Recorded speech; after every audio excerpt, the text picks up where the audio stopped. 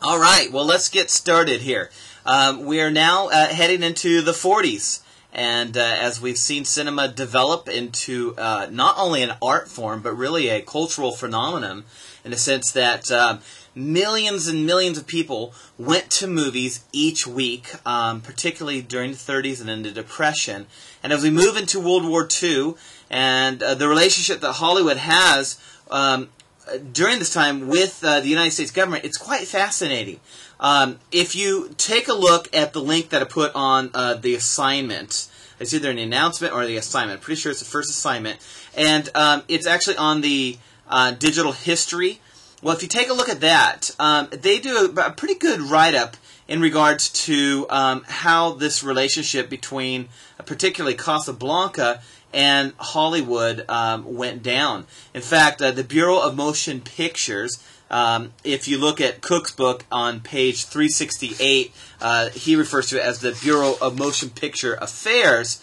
As soon as Pearl Harbor is attacked, they move into Hollywood and say, you have got to produce movies that will support the war effort. In fact, Walt Disney Studios was actually invaded by the Army. Now, I don't want to say invaded, but they showed up a day after Pearl Harbor was bombed and basically confiscated studios and gave Disney an ultimatum. Either start producing movies for us, or, we're going to really take over here. So there was a time there where actually there were troops housed in the studios, and they were producing animated films. And you'll see a link for De Fuhrer's Face. In fact, it'll be on YouTube. You can watch it. And it's an example of a movie that Disney produced, obviously with the intention of provoking Americans to get behind the war effort. Now, it's difficult for us to look at World War II and go, well, come on, who wouldn't be behind that? We're 60, almost 70 years after the fact. We know that what the horrible atrocities that the Nazis did, not only to Jews, but just to Europe in general. Because of their warfare and the bombings and the cities and the deaths, we look at that and go, well, why wouldn't anybody get behind that? It just doesn't make sense to us. But we have to put ourselves back in the time, back in the day, in the culture. And because of World War I and the nature of how horrible that war was, the first mechanized modern war, no one wanted to get into war again. And so as America saw Hitler spread across Europe, we didn't like it. We didn't want to see it happen. But we also said, in a certain way, we're isolated from that. It doesn't affect us directly. But soon, as we saw Great Britain get attacked and France taken over, and then Pearl Harbor gets attacked, there's an idea that we have to do something about it. But there were still people who didn't want to go to war. So I think the American government really saw that Americans were fascinated with movies. And they understood how manipulative of an art form cinema was. And that if they could encourage Hollywood to start making movies that supported this effort, that they would be able to change the minds of America and really motivate them to get behind this war effort. Now, if you got your book in front of you, or if you don't, jot this down. Go back to page 369, and you're going to see something interesting here. The Bureau of Motion Picture Affairs had within it the Office of War Information. And so this was an office within an office, and the whole idea was that it was about getting information out about the war. And these were really the guys who managed day to day the relationship with Hollywood.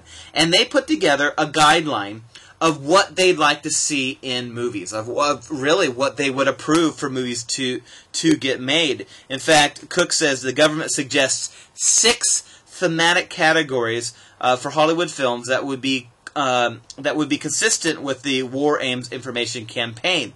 So, take a look at there. The first one, the issue of war, what we're fighting for, the American way of life. And so, if you could make a movie that shows why we're in this struggle and that it's about the American way of life, well then that's going to be great. Secondly, they had the nature of the enemy, his ideology, his objectives, his methods, really getting into what motivates these people? Why are they involved in this? Why are they attacking us? And a great example, De Fuhrer's face there. You can see really kind of a real caricature of Nazis and the Axis allies, and really what their whole, well, from a cartoon point of view, what their whole approach to life was about. You can look through there and see some of the other ideas.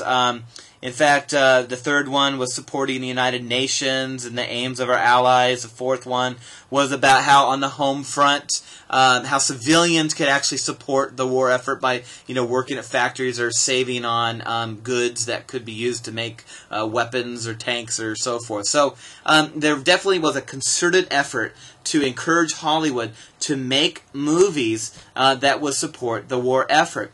So with that, we have to say, let's take a look at Casablanca. How is Casablanca a piece of propaganda? In fact, many of you probably like Casablanca on the level of just a good movie. I know a lot of women that just love it because of the romance in it. I know men who love it because of the action and the adventure. And, Humphrey Bogart's character is just a man and a half. But we have to say to ourselves, why has this movie lasted the test of time if it is propaganda? So I'd like to take a look at that in the next piece. A couple other little interesting tidbits. Over 90 million Americans a week, according to Cook's book and according to other sources, were going to see movies during this era. I mean, that is just staggering. We don't even get that many viewers on one TV show now where you're staying at home, let alone 95 million people going to the movie theaters. And think, the country at that time wasn't even 300 million people. So that was a lot of people going to the movies. And Hollywood did make a fair amount of money during this time. It was very profitable. But they had to sacrifice some of their creativity and direction in regards to movies that they wanted to make. I think it's nearly a third of movies made during the period of World War II, 1941 to 1945, were war-based. Now, it might not have been a movie that was set in Germany or set in an actual battlefield, but it was focused in regards to those six pieces there on page 369, those six categories that the OWI wanted Hollywood to focus on and to make movies. And Casablanca definitely falls into that category. So in our next piece, we're going to talk about that and see what it looks like.